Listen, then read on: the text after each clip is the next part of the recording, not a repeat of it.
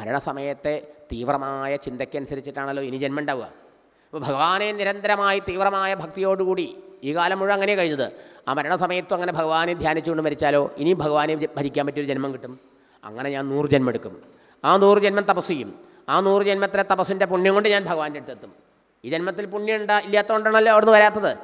അവിടുന്ന് വന്നില്ലെങ്കിൽ ഇതാണ് എൻ്റെ തീരുമാനം. ബ്രാഹ്മണൻ പറഞ്ഞു, ഇതാണ് രഹസ്യ സന്ദേശം. ഇനി ഒരു മറുപടിയും കൊണ്ട് ചെല്ലാൻ പറഞ്ഞിട്ടുണ്ട്. ആ മറുപടി എഴുതി തന്നാൽ ഞാൻ പോവാമെന്ന് പറഞ്ഞു.